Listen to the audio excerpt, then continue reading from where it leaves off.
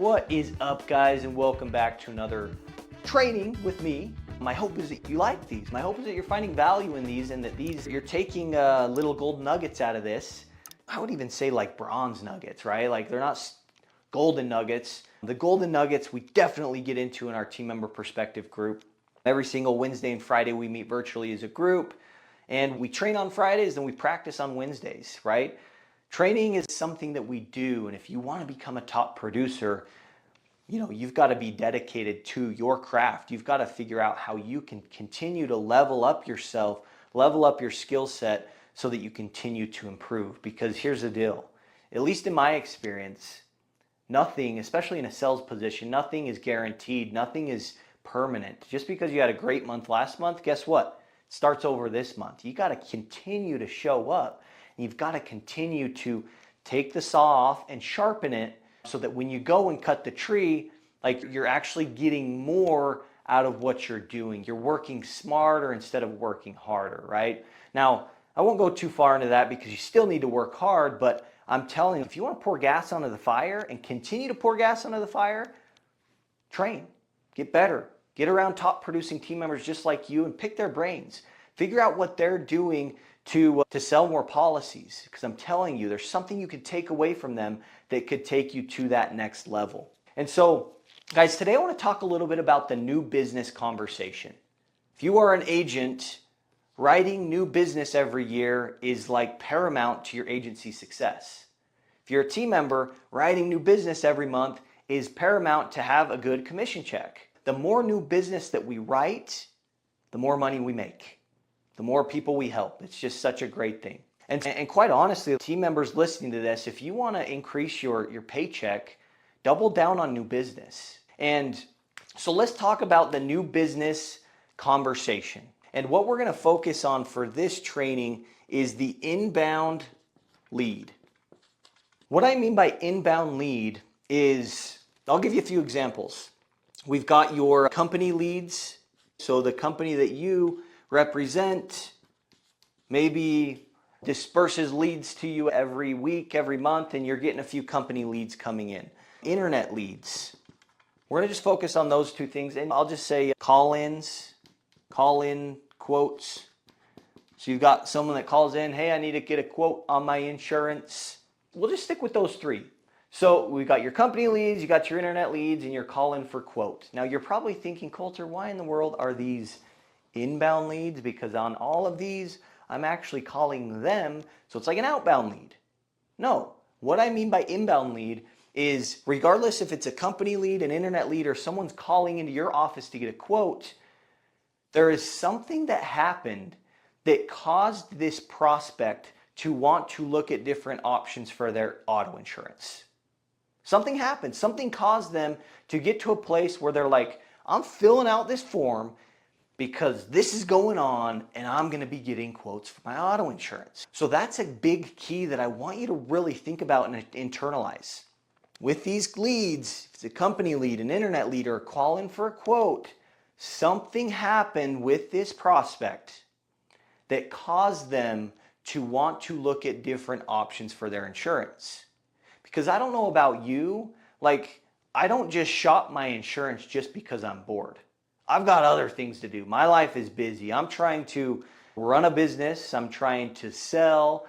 I'm trying to be a dad, be a husband, right? Take care of myself, enjoy life. Like I've got a lot going on that the last thing that I'm thinking about is, oh, I need to shop my insurance, right? So your prospects and people that are inbound leads, like something caused them to want to shop for their insurance.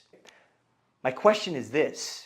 With all of these different leads, your company leads, your internet leads, or your call in for quotes, are you finding out what caused them to want to shop in the first place? Now, if you're like me early on as a team member, I was not.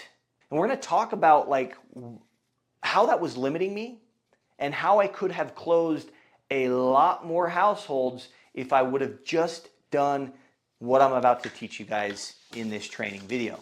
So inbound leads, for whatever, like they're shopping their insurance, something happened. We want to find out that reason as soon as we possibly can. Like before we even get into any sort of quote, pricing, coverages, anything like that, okay? And so let's just use the example. Someone's calling into your office. It's an inbound call for a quote. And they say, hey, Coulter, I just need to get a quote for my auto insurance. What most of you probably do is say, great. And you just jump right in and you start. It's like you're an order taker. What I would encourage you to do is just ask this simple question first before you get into that. And the question to ask is this. Coulter, what caused you to maybe feel like you would want to look at different options for your car insurance in the first place? So let me write that down. What caused you? I don't like to ask why questions because I don't know about you. Like, I don't like being asked why questions myself. And I feel like a why question, if we don't ask it perfectly right, it can trigger sales resistance. And that's the last thing that I want to be doing. I don't want to trigger sales resistance. I don't want people's guards to go up. I want to keep their guards down. I want to connect with them. I want to build some sort of a connection with them. And this is one way to do it. So what caused you to want to possibly look at different options for your car insurance? Now guys, this question it's so telling. This question puts you in the literal driving seat. We always talk about understand your customers, put yourself in their shoes, but we don't actually do anything to do that. This is one way to do it. But here's the cool thing. This information is stuff that you're going to learn about them, which is going to only help you in your conversation going forward. It will allow you to create some urgency, build out the problem gap, and help them build out that pain. Because again, something caused them to want to look in the first place. They're not just out shopping their insurance. Hate to break it to you. And so what caused you to want to possibly look at different options for your car insurance? Now guys, it's the words that we use matter, right? Like the words that we use matter. And if we look at this, what caused you instead of why, it's a big one, to want to what people want, possibly, again, we want to be using neutral language at the beginning of our conversations. If we want to keep the prospect's guards down and get people to emotionally open up to us, then we want to be neutral early on in our conversation. To possibly look at different options, notice how I'm not saying quotes here. I would use, instead of quotes, swap that out for options for your car insurance. Like the words that we use matter, but what I also want to point out is the way that we ask this question is equally as important. And maybe it's even more important than just the words that we're using. If you noticed, what I'm doing with this question is I'm verbally pacing the question. And what verbally pacing does is it keeps the customer engaged with you. It's also what we call a pattern interrupt. It's a question that they probably haven't been asked before, so that's going for you. But it's also like the way you ask it can also be a pattern interrupt. It's something that they haven't really heard, and the way you're asking it, it keeps them engaged with you. And so they're actually getting below the surface with their responses with you. And so verbally pacing, how do we do that? I'm going to show you the wrong way to do it. You may not get super good results with this, but then I'm going to also spend some time showing you how to verbally pace it in a way that's effective. So the wrong way to do it. What caused you to want to possibly look at different options for your car insurance? Speaking way too fast. The customer doesn't have time to internalize what I'm saying, and they get disengaged, and then you get a surface level answer because they didn't even know what you said in the first place. But instead, if you're just like, and guys, just make it conversational, right? And the way you ask it can also position yourself as someone who cares, because it's like the way you ask it could be like you didn't have that planned to ask it, which means you're actually listening to them in their specific situation. So I guess what caused you to want to possibly look at different options for your car insurance?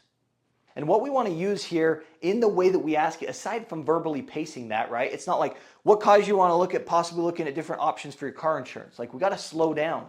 What caused you, to possibly want to look at different options for your car insurance? Verbally pacing is important, but we also want to use like a curious tone. Like you actually genuinely care. This question is going to open the door for you and your customer. Whatever they tell you to this answer, it's going to help you understand what caused them to shop in the first place. But it's also when the customer says it, it's like they're reliving the pain. They're reliving that moment that they got so frustrated that they decided, I need to fill out a form because I'm not happy with my current situation. So it also helps the customer say it, and when they do that, they start to build out this pain and they're like, I need to make a change now because this is not good. And so what caused you to possibly want to look at different options for your car insurance? What's up, guys? Real quick, just want to let you know, if you want to get in touch with me directly, here is one way to do it. You can text me at 435-512-1647. Again, 435-512-1647. If you've got a question around pivoting, how can I pivot effectively, overcoming objections, or whatever topic that you feel like you could use help in right now, text me and we'll get you some resources over. We'll get you some trainings over. But also, if you want to get involved with us here at the Team Member Perspective and you want to plug into a community of high performers, of people that are playing at a really high level, if you want to get around those people and learn what they're doing and train with us and practice with us, please text me. We can get you some more details. Again, that phone number is 435-512-1647. Appreciate you and enjoy. And so what caused you to possibly want to look at different options for your car insurance? Now, when you ask that question, what do you think are some common answers that our customers are going to tell us? I'll just tell you right now, probably the most common answer is price. My rates went up, Coulter. I feel like that's most of the time why people are shopping. So if they tell you price, what a lot of you will want to do is you'll want to just move forward because you're like, oh, or you'll even want to say, hey, how much are you paying? Personally, I don't know about you guys, but I've been in conversations with a new household that I'm quoting, and I will ask how much they're paying. And because the way I asked it, maybe I asked it too soon, or what I said to ask it, it triggered sales resistance. And they say, oh, I'm not going to tell you that. I'm sure you've been there before. And so instead of just, if you were like me when I was first a team member, I would blame the prospect and say, you know what, I just don't understand. Obviously not to them on the phone, but the phone would end and I wouldn't close the deal. And I would go over to my coworker and I'd say, dude, I hate more than anything when people don't give me the price. Like, I can't change more than I can change, but obviously as a salesperson, I want to know the price because then I know what I'm working with, right? Then I can make recommendations that are tailored to them in a way where it's like an offer that's so good that they have a hard time telling me no. Like, knowing the price puts me in the driver's seat.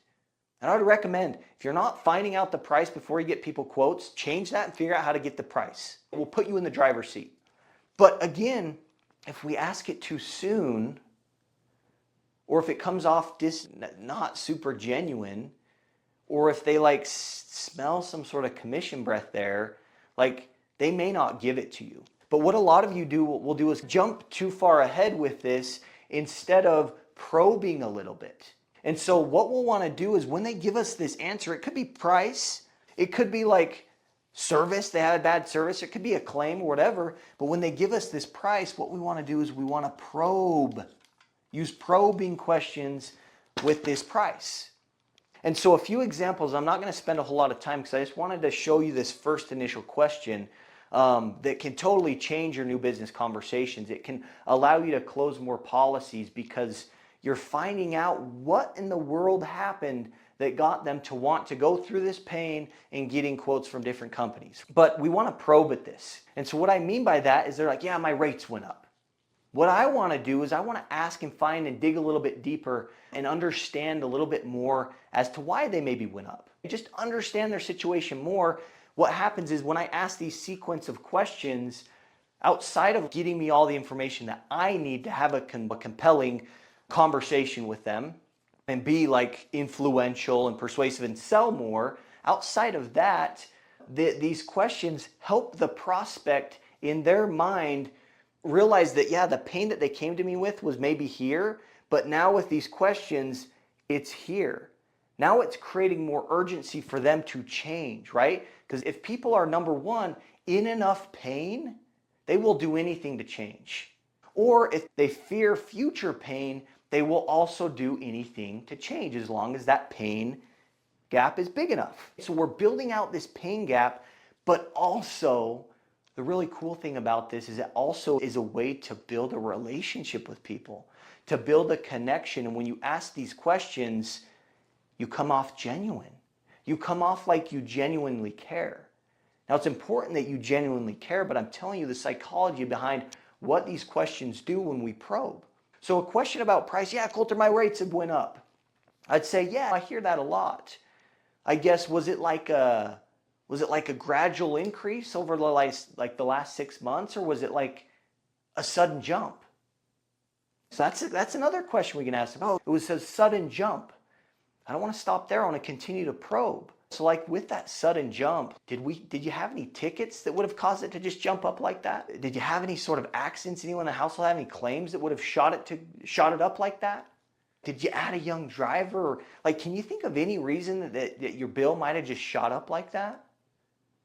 Now they're going to tell me, like a lot of people, you can probably imagine, no, I got a good record. I drive really good and I haven't had any claims. Can you see how just by simply asking them these questions and getting a little bit deeper with them, it will help them in their minds be like, holy crap, pain was here, but now it's here, Coulter. Holy cow. And here's the deal. No one is asking them these questions when they're getting quotes. And so if you want to stand out, probe, use probing questions. And it builds that connection with them. And so they keep their guard down. They all of a sudden view you as an expert. And that's how we want to be viewed if we want to sell more deals, sell more policies. So we want to probe and we want to ask those questions. Now, those questions are going to naturally lead to the question and I guess the answer that I want to figure out before I get into any sort of quoting. And it's how much they're paying. And the way that I ask that question is say, so how much are they making you pay for that? How much are they making you pay for that? Because no one likes to be told, or they don't like to have to be made to do something. And just by asking that, I personally feel that by asking that first question, what is it that caused you to maybe feel like you wanted to look at different options for your car insurance, right? And you probe a little bit. When I've probed and I've asked those sequence of questions, I have now earned the right to ask them what they're paying. And what you'll find is when you can do that, when you can sequence your questions in that way, people will tell you. Then you're in the driver's seat. But then you've got all of the ammo, all of the arrows in your quiver, all of the information you need to tailor the quote to them with auto insurance, with an umbrella policy, with life insurance, short-term disability, supplemental health, you name it. You become an expert and you will close more policies. Hope this helps. And again, if you want to plug into a community where we do these types of trainings every single week, every Friday we do a training like this. And every Wednesday we work on our implementation. We practice, we role play, we walk through scenarios. And if you want to plug into that, but also a community of top producing team members, reach out. We'd love to have you, and we will catch you in the next training.